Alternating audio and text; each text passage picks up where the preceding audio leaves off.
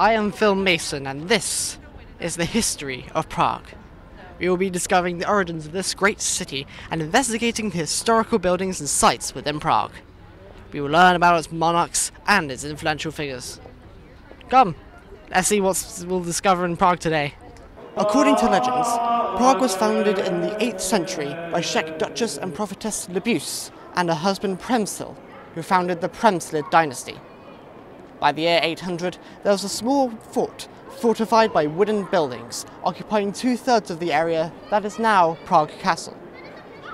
The first masonry in Prague Castle dates back to the year 885. The region became the seat of the dukes, and later, kings of Bohemia. Under the Roman Emperor Otto II, the area became a bishopric in 973, until Prague was elevated to an archbishopric in 1344. It was under jurisdiction of the Archbishopric of Mainz. Prague was an important seat for trading, where merchants from all over Europe settled, including many Jews, as recalled in 965 by the Hispano-Jewish merchant and traveller Abraham ibn Yaqub. The old new synagogue of 1270 still stands. Prague contained an important slave market. At the site of the ford in the Vltava River, King Vladislaus II had the first bridge built in 1170. The Judith Bridge, later to become the Charles Bridge, named in his honour of his wife Judith of Thuringia. This bridge was destroyed in a flood in 1342. Some of the original foundations still remain. In 1257, under King Ottokar II, Mala Strana was founded in Prague, on the site of an older village that would then become the Hradčany area. This was the district of the German people, who had the right to minister the law autonomously, pursuant to Magdeburg rights. The new district was on the bank opposite of Stare Mesto, which had borough status and was lined off with walls and fortifications. Prague flourished under the 14th century reign of Charles IV, Holy Roman Emperor and the King of Bohemia and of the new Luxembourg dynasty. As King of Bohemia and Holy Roman Emperor, he transformed Prague into an imperial capital until it was at that time the third largest city in Europe after Rome and Constantinople. He ordered the building of New Town adjacent to Old Town and laid out the design himself. The Charles Bridge, replacing the Judith Bridge, destroyed in the flood just prior to his reign, was erected to connect the right bank districts to the Mala Strana and the castle area. On the 9th of July 1357 at 5:31 a.m., Charles IV personally laid out the first foundation stone for the Charles Bridge. The exact time of this laying is known for the palindromic number 135797531. It was carved into the Old Town Bridge tower, having been chosen by the royal astrologists and numerologists as the best time for starting the bridge connection. In 1347, he founded the Charles University, which remains the oldest university in Central Europe. Charles IV died in 1378. During the reign of his son, King Wenceslaus IV, who lived from 1378 to 1419, a period of intense turmoil occurred.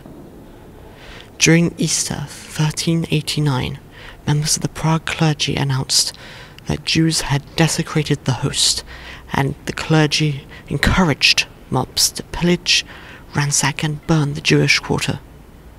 Almost the entire Jewish population, nearly 3,000 people, perished. Jan Hus, a theologian and rector at Charles University, preached in Prague. In 1402, he began giving sermons in the Bethlehem Chapel.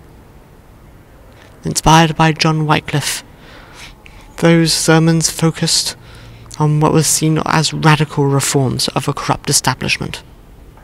Hus was summoned to the Council of the Council of Constance, put on trial for heresy and burned at the stake in 1415. In 1784, under Joseph II, the four municipalities of Malá Nové Mesto, Staré Mesto, and Hradčany were merged into a single entity.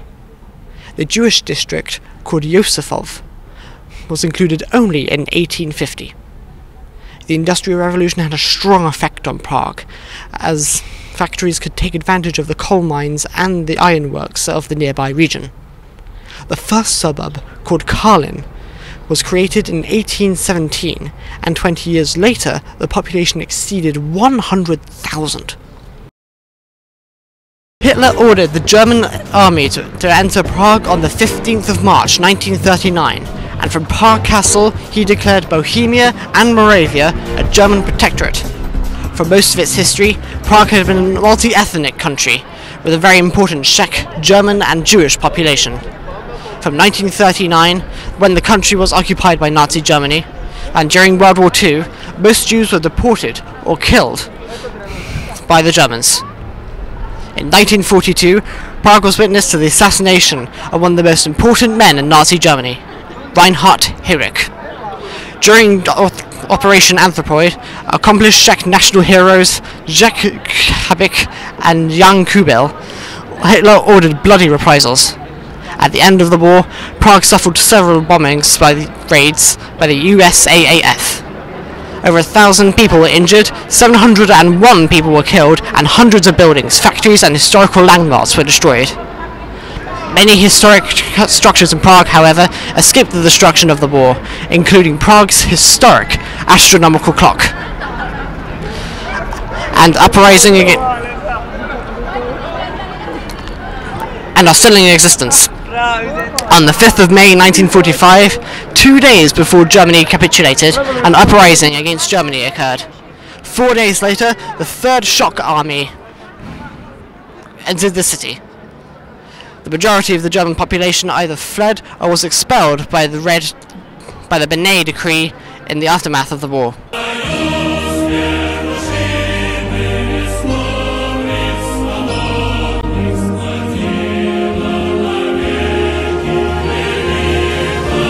Prague was in the territory of military and political control of the Soviet Union.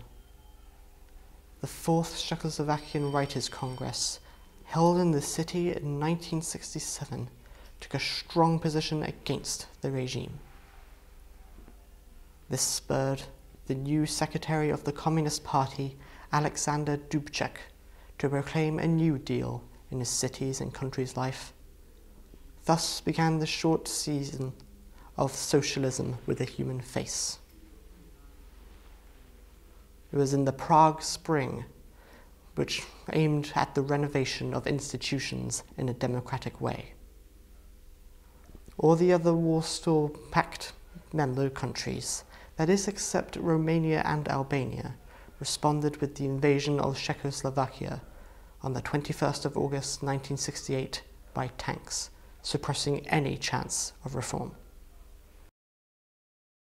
As you can see, the history of Prague is rich and varied, and despite all the turmoil and hardship, this magnificent city continues to stand, and will hopefully continue to stand for centuries more.